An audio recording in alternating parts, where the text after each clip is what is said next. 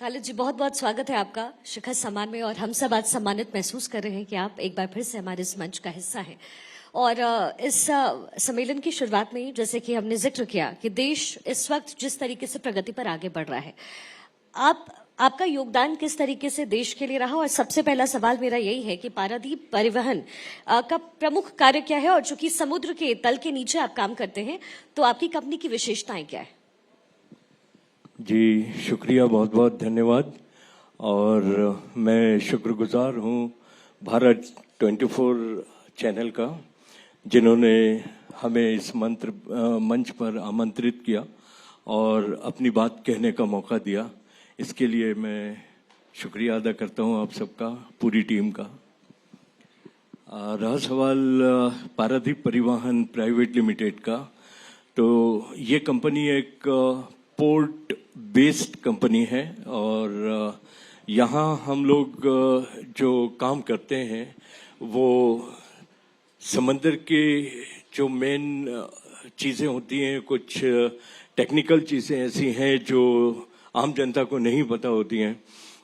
एक जहाज़ को पानी के अंदर पोर्ट में लाना, उसकी एक चैनल तैयार होती है। जिस तरह से हमारे यहाँ रोड पर गाड़ियाँ चलती हैं, उसी तरह समंदर में अंदर पानी की एक चैनल होती है जो मेन सी से पोर्ट को, जहाँ पर बर्थ होती है, जो जिस जगह पे जहाज़ को लाया जाता है लोड और अनलोड करने के लिए, वो चैनल तैयार करने का भी काम हमारा है।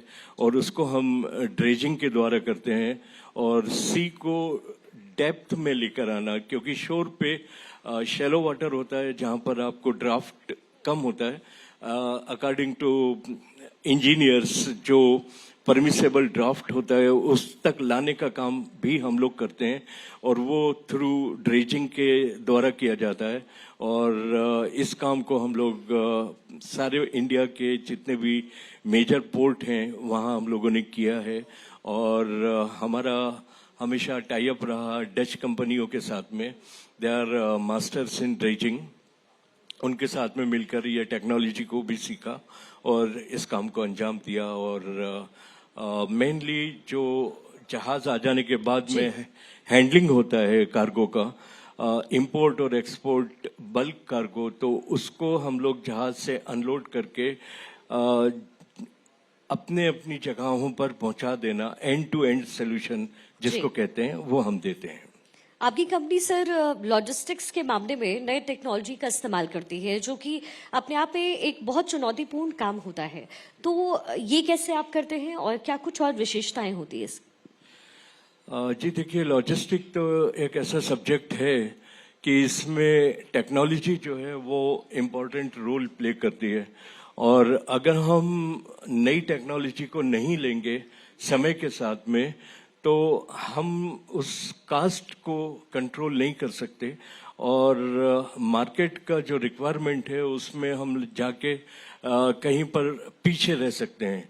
तो इसलिए नई टेक्नोलॉजी जैसे जैसे आती है, फॉर एग्जांपल इक्विपमेंट हैं, और इक्विपमेंट्स मेजर रोल प्ले करते हैं। हैवी अर्थ मूविंग मशीनरी होती है जिसके अंदर व्हील लोडर्स हैं, डोजर्स हैं, एक्सकेवेटर्स हैं, क्रेन्स हैं, एचएमसी है। तो ये एडवांस अगर हम हायर कैपेसिटी के नहीं लाते हैं तो फिर हम लोग जो टारगेट आज हमें दिया जाता है अचीव करने के लिए, वो ज़रा मुश्किल हो जाता है। इसीलिए हमारी कंपनी की एक सबसे बड़ी ताकत जो है और कैपेसिटी है कि हम नई टेक्नोलॉजी को लाके वहाँ पर इम्प्लीमेंट करते हैं और स्किल्ड ऑपरेटर्स और मैन पावर का यूज़ करते हैं, जिसके अंदर में हम कास्ट को बचा सकते हैं। और जो हमारे यूजर्स हैं, जिनके लिए हम काम करते हैं, हमारे प्रिंसिपल्स हैं, तो उनको हम मिनिमाइज करके, जो लॉजिस्टिक है उसको मिनिमाइज करके हम लोग काम करते हैं। यही हमारी एक्सपर्टीज है। मिस्टर खान, एक और आपकी अच्छी और बड़ी ताकत है, तकरीबन 2500 कर्मचारी आपके साथ काम कर रहे हैं। और जब ताकत एकजुट होती है, लोग मिलते हैं, हाथ मिलते हैं, जैसे कि हमारे सीईओ और एडिटर इन चीफ है डॉक्टर जगदीश चंद्र, हम सब एक एक करके इस कड़ी में जुड़ते गए और आज एक ताकत के तौर पर हम देश और दुनिया में नाम भी कमा रहे हैं और नाम बना रहे हैं। ऐसे में आपकी भी ताकत है, 2500 कर्मचारी आपकी कंपनी में काम कर रहे हैं, तो उस ताकत को लेकर के आप क्या कहेंगे? उस ताकत का क्या कहना है, उसके बगैर हम कुछ भी नहीं है। आज जो हमारी ताकत है वो हमारे वर्कर्स हैं, वो हमारी टीम है। अगर उस टीम में वो ताकत या हिम्मत हमको न मिले तो शायद हम आज इस मकाम तक नहीं पहुंच पाते। और मेरा यह मानना है कि ये मेरा सोर्स है सर्वाइवल के लिए, और अगर ये सोर्स नहीं है तो मैं सरवाइव नहीं कर सकता। ये मेरी बहुत बड़ी ताकत है और मेरी ये कोशिश है कि मेरे साथ जो भी जुड़े हुए हैं वो कंपनी के एम्प्लॉइज नहीं हैं, वो कंपनी के पार्टनर्स हैं और उनको मैं अपने पार्टनर की ही हैसियत से रखता हूँ। हाँ, ये बात अलग है कि एक उनको जो फिक्स सैलरी से रिनोवेशन है वो कंपनी जो इस तरह से डिसाइड करती है अकॉर्डिंग टू उनके क्वालिफिकेशन और जॉब, वो मिलता है। अपार्ट फ्रॉम दैट उनका बोनस सिस्टम है, उनके इंसेंटिव्स हैं, कंपनी के प्रॉफिट में उनके शेयर्स हैं, कंपनी में हमारे पास में जो इक्विपमेंट लगते हैं तो ज्यादा हम हमारी कंपनी के ऊपर में लोड नहीं लेके एम्प्लॉइज के नाम से उनको करके, और वो एंड ऑफ द डे वो मशीन के ओनर भी बन जाते हैं एक टाइम आने के बाद में, और वो मशीनें भी जो हैं वो कंपनी में बराबर काम करती रहती हैं। और ये कहीं ना कहीं उनकी हिम्मत को और ज्यादा बढ़ाता होगा। और चूंकि 25 वर्ष का समय हो चुका है आपकी कंपनी को, लेकिन एक एंटरप्रेन्योर के तौर पर मुझे लगता है कि कभी एक वक्त ऐसा जरूर आता होगा जब ऐसा लगता होगा, मोरल हम सबका कभी ना कभी डाउन होता है, और उस समय आपको ये महसूस होता होगा कि अब कैसे आगे बढ़े। लेकिन 25 वर्षों का जो समय है, एक अच्छा टेन्योर है जो आपने पूरा किया है, तो आपकी सफलता का श्रेय आप किसको देंगे? और इसके साथ ही ये जो सफलता जो समयबद्ध तरीके से चलता रहा, वो कैसे रहा, कैसा ये सफर रहा आपका? जी मैम, सफर तो खैर सफर ही है और इसमें सभी जानते हैं कि बहुत किस्म की मुश्किलें, कठिनाइयाँ और दिक्कतें आती हैं, और इन्हीं का सामना करते हुए हर इंसान इस सफर को तय करता है और अपनी मंजिल को तलाश करता है। और मंजिल तो ऐसा है कि जब एक तलाश आदमी की शुरू होती है तो वो जारी रखना चाहिए हमेशा, और उस तलाश में आपके साथ में स्ट्रगल भी होगा और मुश्किलें भी आएंगी, तो उनका सामना करना ही हमारा काम रहा है। और उसी चैलेंजेस को हमेशा मैंने अपनी जिंदगी में लिया कि अगर लाइफ में, जिंदगी में चैलेंजेस नहीं है तो कुछ भी नहीं। और खुदा का करम रहा और लोगों की दुआएं मेरे साथ में बहुत रहीं, और इसमें मैं अपनी कोई महानता नहीं कह सकता कि यस मैंने ये किया, बट एक चीज जरूर कहूंगा कि मेरे साथ मेरे पापा की दुआएं बहुत थीं, और वो हमेशा ये कहते थे कि खालिद, मैं तुझे एक बहुत ऊंचे मकाम पे देखना चाहता हूं। और जब एक बार हॉस्पिटलाइज थे, डॉक्टरों ने जवाब दे दिया था 1994 में, बॉम्बे हॉस्पिटल में थे और हम सब बहुत उदास थे।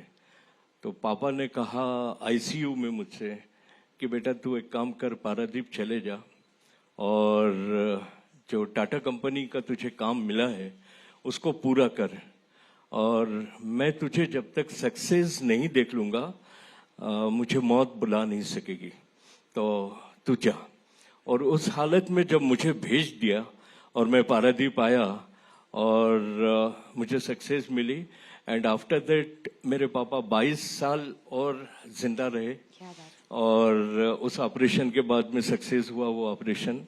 तो ये चीजें थी कि उस वक्त भी लोगों का एक भरोसा, फैमिली का भरोसा, पापा का भरोसा, ये सब चीजों ने मुझे एक ताकत दी, और उस ताकत से ही मैं आगे बढ़ सका और आगे अपने आप को लेके जा सका, और कोशिश कर रहा हूं कि आगे भी जाऊं, जिससे देश को, देश के वासियों को और अपने लोगों को जितना ज्यादा फायदा हो सके मैं पहुंचा सकूं। ये मेरी कोशिश ये है। उनका विश्वास था और ये आपका आत्मविश्वास है कि पारादीप आज जितना आगे बढ़ चुका है इन लॉजिस्टिक के क्षेत्र में जो काम है, this is something that we look up to. Logistic को लेकर के देश का भविष्य कितना उज्जवल आप देख रहे हैं, क्योंकि नए टेक्नोलॉजीज का इस्तेमाल बहुत जरूरी हो गया है अगर आप लॉजिस्टिक के क्षेत्र में काम कर रहे हैं। जी, देश का एक बहुत बड़ा हिस्सा जो है वो लॉजिस्टिक के ऊपर ही डिपेंड करता है, और जहां तक मेरा मानना है कि अगर लॉजिस्टिक नहीं है तो कुछ भी नहीं है, क्योंकि आज हम ये सारी चीजें जो भी देखते हैं ये थ्रू लॉजिस्टिक ही है, और कहीं ना कहीं इसमें लॉजिस्टिक का योगदान है। भविष्य बहुत अच्छा है, उज्जवल है, और भी हमें बहुत सारी चीजें अभी करना है हमारे देश में। लॉजिस्टिक को लेके इंफ्रास्ट्रक्चर बनाना है और बनना चाहिए। जब से भारत सरकार लगातार कोशिश में है कि किस तरह से हम सारी चीजों को आसान कर सकें, जैसे रोड्स हैं, सी पोर्ट्स हैं, एयरपोर्ट्स हैं, तो इनमें जिस तरह से अभी कार्य चल रहा है, और अगर आगे इसी तरह चला तो हमारी जो कैपेसिटी है, और पहले भी कई बार कई जगहों पर मैंने ये बात को कहा है कि अगर हम टाइम को सेव कर लेंगे तो हम बहुत आगे जा सकेंगे, और टाइम जब ही सेव हो सकेगा जब आपके पास में इंफ्रास्ट्रक्चर होगा। और भारत सरकार इसमें बहुत ज्यादा अग्रसर है इस टाइम में, और बहुत ज्यादा कोशिश है जिसमें रोड्स के ऊपर में बहुत ज्यादा फोकस दिया हुआ है। और हम लोग आज खुश हैं एज ए लॉजिस्टिक कंपनी कि जहां पर हम लोगों के एक्सपेंसेस बहुत ज्यादा होते थे, रोड्स को लेके गाड़ियां डैमेज होती थी, टाइमली हम लोग अपना जो कार्गो को मूवमेंट नहीं दे पाते थे, तो उस जगह के ऊपर में अभी बहुत आसानियां हो गई हैं, सिस्टम्स अच्छे हो गए हैं, सारे के सारे चेक पोस्ट उठा दिए गए हैं। This is you can say like जहां हमको एक check post suppose Orissa state से आंध्रा में जाना है तो वो चेक पोस्ट पे ही गाड़ी 3 दिन खड़ी रह जाती थी बिकॉज ऑफ द डॉक्यूमेंट्स। अभी पॉलिसी के हिसाब से आपके डॉक्यूमेंट्स आपको एक ही जगह पे कंप्लीट करना है, किसी चेक पोस्ट पे जाने की जरूरत नहीं है।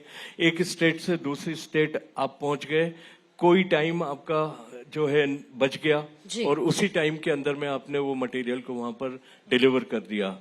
ये एक बहुत बड़ा अचीवमेंट इस गवर्नमेंट के साथ में हुआ है। Mister Khan, other than logistics, refinery, mining and आप इन तमाम क्षेत्रों में भी अग्रसर हैं, और इसका भविष्य आप कैसा देख रहे हैं भारत में, क्योंकि एंटरप्रेन्योरशिप के भी मायनों से और देश आगे बढ़े, ये तमाम चीजें बहुत ज्यादा जरूरी है। अभी अभी हमने देखा है कि भारत में जो है तेल का कुआं भी मिला है, ये एक अच्छी खबर है। तो ऐसे में आप इसका भविष्य कैसे देख? जी, भारत में देखिए कि टैलेंट की कमी नहीं है, हमारे पास में बहुत अच्छे टैलेंट्स हैं, ब्रेन है। आज हम देखते हैं कि अमेरिका हो या यूरोप हो, हमारे न्यू जनरेशन्स, हमारे लड़के, हमारे बच्चे सब बाहर जाके काम करना चाहते हैं, या बाहर अपने आप को वहाँ ले जाके अपनी जो सलाहियतें हैं उनको वहाँ पेश करते हैं। तो अब मैं जो देख रहा हूँ, मेरा अनुभव है कि यहीं हमारे यहाँ पर ही वो सारी चीजें मौजूद हैं इंडिया के अंदर में, भारत में, जो आज वहाँ पर अगर इंडिया के बाहर भी मैं जाता रहता हूँ तो कई चीजों को मैंने देखा है कि वहाँ पर भी वो चीजें नहीं हैं जो हमारे इंडिया में मौजूद हैं। अब आज कॉरपोरेट्स हमारे पास में जितने भी हैं, ये जितने इंजीनियर्स हायर कर रहे हैं या लॉजिस्टिक क्षेत्र के अंदर में जितने एक्सपीरियंस लोगों को ले रहे हैं, और उससे जो उन्नति हो रही है, तो एंटरप्रेन्योर के लिए ये एक बहुत बड़ी अपॉर्चुनिटी खुली है इंडिया के अंदर में कि वो कहीं ना जाके, इवन मेरा ये कहना है कि अगर वो नौकरी भी ना करें इस वक्त, अपना खुद ही कुछ भी स्टार्टअप लेके आगे बढ़े तो इनको कामयाबी के शिखर पर पहुंचना ज्यादा दूर नहीं रहेगा और I think they can achieve. जो काम हम लोग 20 साल में कर सके या नहीं कर सके, ये आज के इस दौर में ये 10 साल में भी उसको पूरा कर सकते हैं, 5 साल में भी कर सकते हैं और 1 साल में भी कर सकते हैं। ये कैपेसिटी आज यहाँ आके तैयार हो गई है हमारे पास में। प्लेटफॉर्म रेडी है, आपको दौड़ना है, आगे बढ़ना है, आगे बढ़ना है। मैं एक छोटा सा जो टाइम फ्रेम है मिस्टर खान वो दे रही हूँ आपको, 2029। भारत को आप कहाँ देख रहे हैं? पारादीप परिवहन प्राइवेट लिमिटेड को कहाँ देख रहे हैं? और जाहिर है आप खुद को 2029 तक कहाँ देख रहे हैं? बहुत अच्छा सवाल है। वैसे तो शुरू से मैं भारत से जब बाहर था, अपना कैरियर शुरू किया था, तो तभी से मैं भारत को एक बहुत ऊंचाई पे देखना चाहता था और देखता था और ये मानता भी था कि भारत हमारा सबसे ऊंचा देश है और इसका तिरंगा जो है हमेशा सबसे ऊंचा ही रहेगा। और इसमें खास चीज ये है कि हम लोग जो हमारी ताकत है वो हमारी पॉपुलेशन है। वो हमारे पास में सबसे बड़ी चीज है कि 2029 और जिस तरह से अभी गवर्नमेंट भी काम कर रही है और जितने प्रोजेक्ट्स हैं, अभी हमारी ये कोशिश है और भी कई जगहों पर हमने कहा है कि आप भारत से अपने निवेश को लेकर न जाएं, बल्कि भारत में लोगों को लेकर आए। इसी की पहल हमने एक जर्मन कंपनी के साथ में की है। लॉजिस्टिक क्षेत्र में उनके साथ में मिलकर हम लोग नई टेक्नोलॉजी को इंट्रोड्यूस करेंगे, जिसके अंदर में बहुत सारी चीजें हैं। फॉर एग्जांपल कि अगर हम आज 1000 गाड़ियों की फ्लीट को मेंटेन करते हैं तो उसके अंदर में बहुत सारी इंफॉर्मेशन जो है हमारे पास में नहीं आ पाती हैं, जिसकी वजह से हमारी कास्ट बढ़ जाती है।